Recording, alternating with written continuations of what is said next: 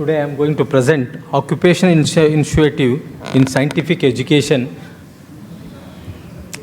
According to ILO and WHO Committee, occupational medicine is that branch of community medicine which deals with the study of health promotion, health protection and maintenance of a highest degree of physical, mental and social well-being of workers in all occupations. Future India in 2030, what will be our India? Introduction, India by 2030 might lead the world in almost every category. We look out at the year 2030 and see an India, the most populous nation, the most college graduates, the largest middle class, the most cell phone and internet users, third largest military, third largest economy, all coexisting in the world's largest democracy with 600 million people under the age of 25. At present, we are not there, but by 2030, we can get there. How we can get there? If you construct 100 airports, that is an international airports, intercity bullet trains to all the state capitals, bringing to market all those new innovations and solutions that will make people lives easier, safer, greener, more prosperous, more inclusive and more secure. Indian manufacturing share of GDP, if it rises from 15.6% of GDP currently to 21% by 2031, which implies that manufacturing revenue could increase 3 times from current $447 billion to around $1,490 billion. And new challenges in occupational health, lack of knowledge and experience in diagnosis, recognition and reporting occupational diseases in most of the centers, inclusion of small and medium enterprises in national reporting scheme, changing working population as a result of migration.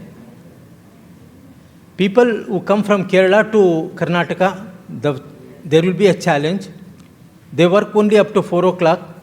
People come from other states, it will be very difficult. A scope of occupational physicians, depending on the place of work, there are opportunities to subspecialize.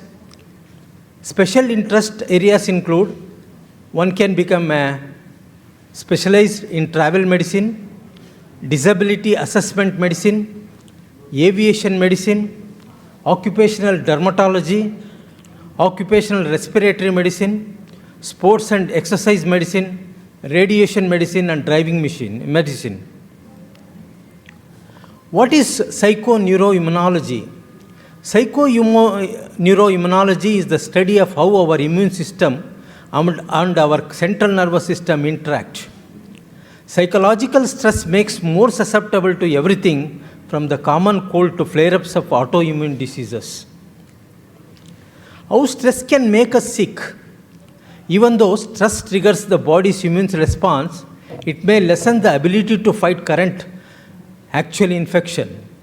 Chronic stress causes our body to produce cytokines over a long period of time.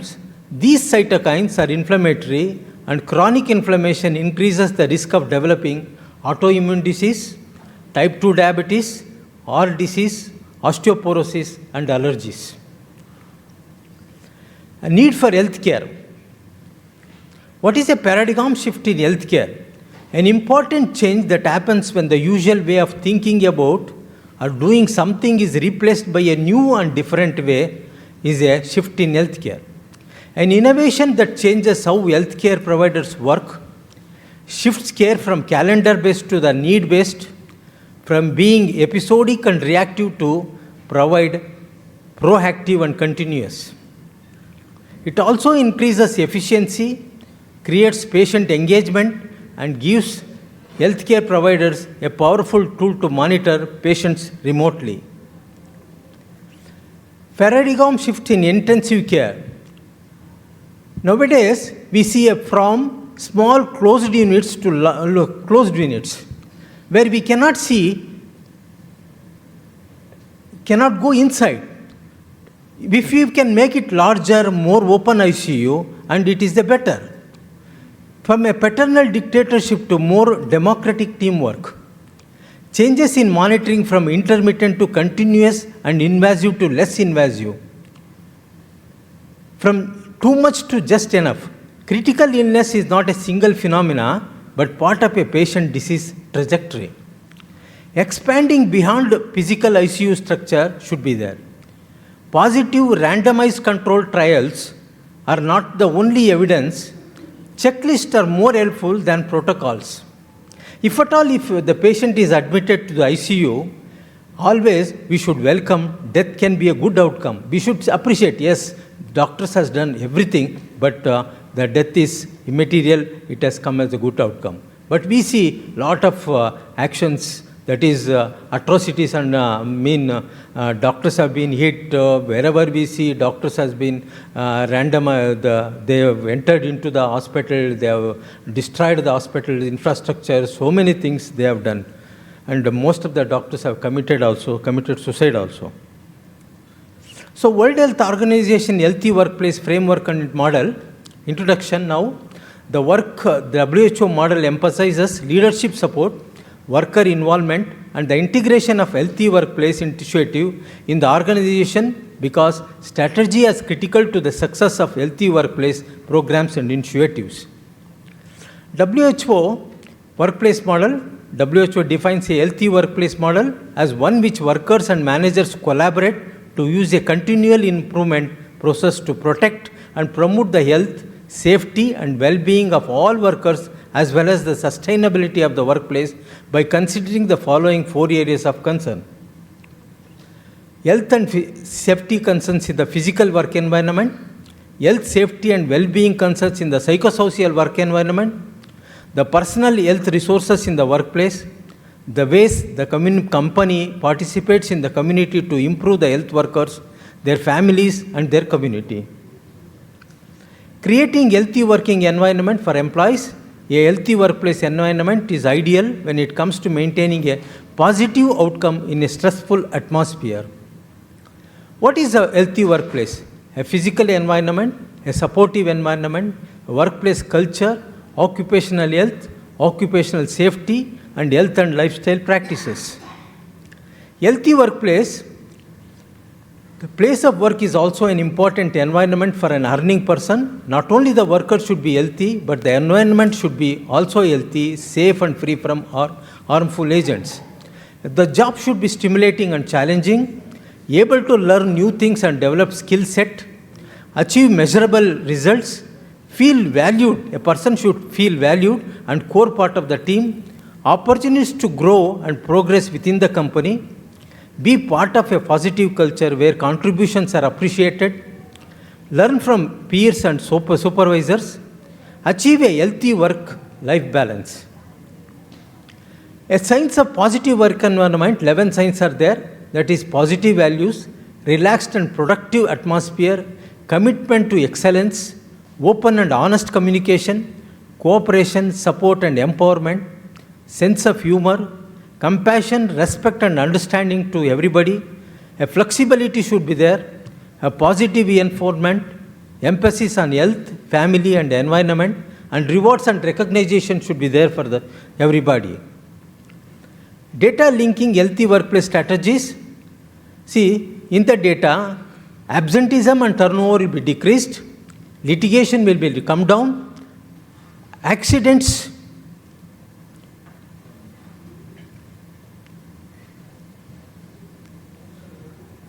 accidents, illness levels and stress and depression will be come down, insurance claims will be come down, and cost of this one will also be come down. What will be the increased?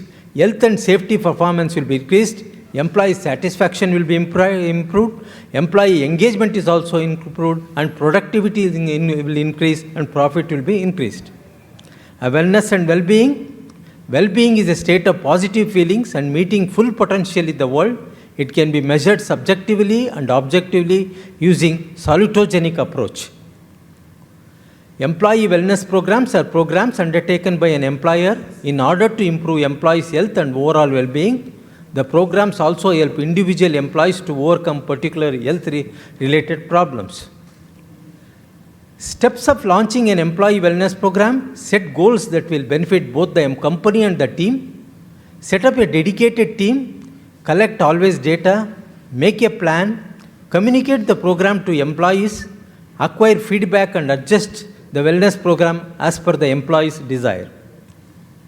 Employees' wellness initiatives are: healthy lunch to be given, snacks should be given, assistant programs should be conducted, and naps should be arranged, a fitness activity should be there in the night shift, and community service activities also should be there. Benefits of employees' wellness programs are: more productivity will be gaining, high employee morale will be there, improve recruitment and retention of employees will also be there, employees will not go to other companies, reduce absenteeism will be reduced, reduced health checkups will also be, risk also will be come down, building camaraderie among workers also will be there. Our vision and dream will be realized if our planning and collaboration is efficient. Thank you for listening, ladies and gentlemen. Thank you so much, sir. Sir has briefly told us about the occupational medicine and new initiatives in it. So the house is open for question and answers. So does anyone have any question? Please, sir.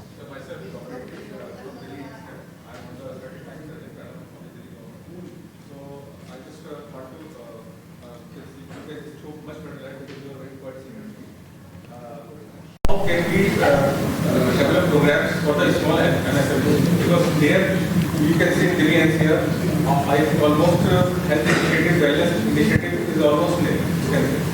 So one question is that, as well as the quality of health initiatives right from the very pre-employment to the annual. So from that perspective, quality is also lacking. Because whatever is being done practically on ground, I used to see all formalities, almost formalities going on.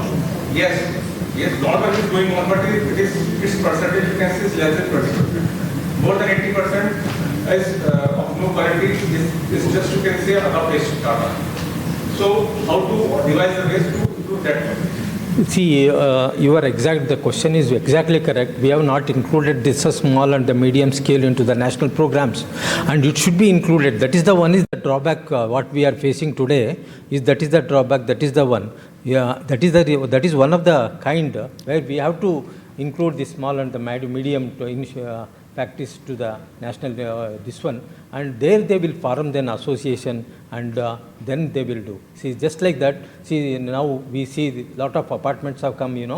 The example I am giving, there they will have a union, they will develop the water resources will be developed, the garden will be developed, education will be developed, and even some community centers, everything will be developed. Like that, the small and medium scale also should come up to come out with this one. Our country is the most populous country, and where the resources is very less compared to the other Western countries like this one, and so this is the one.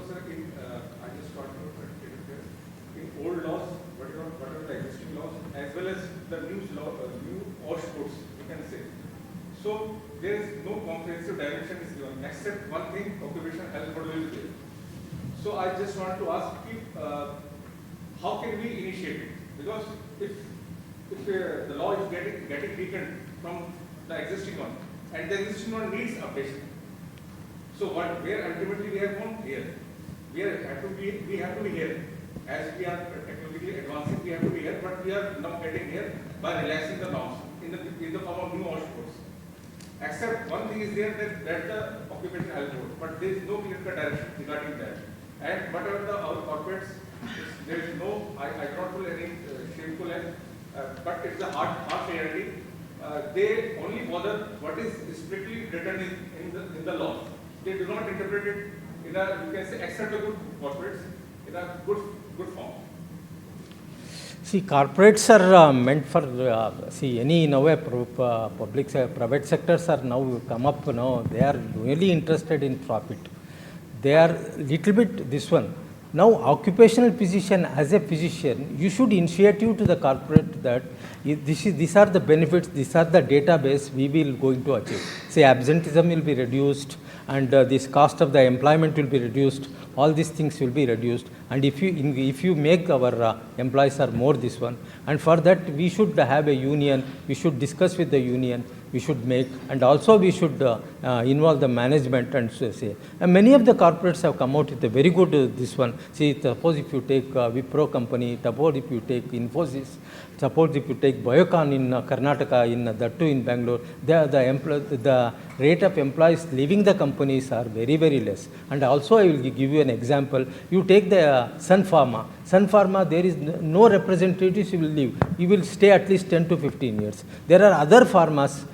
You know, the turnover is so that yesterday, I mean, this month he will come to some other company, and next month he will go to the some other company, because people will ask for the more this one. See, I have one medical representative last time he came. Sir, I have been appointed and I have been asked to give 150 patients. If you can bring to our hospital, then only you can survive in this company. Otherwise, you have to leave.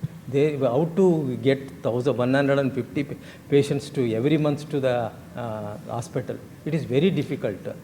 But certain companies like Sun Pharma and all, we don't see this medical representative leaving. So the government has to take certain initiatives, and now we have to do this. As a medical medical attendant, your role is very too much. You have to convince your boss or your corporate CMD that if you do something good to our employees, our productivity will increase, our absenteeism will decrease, and all these things will be there.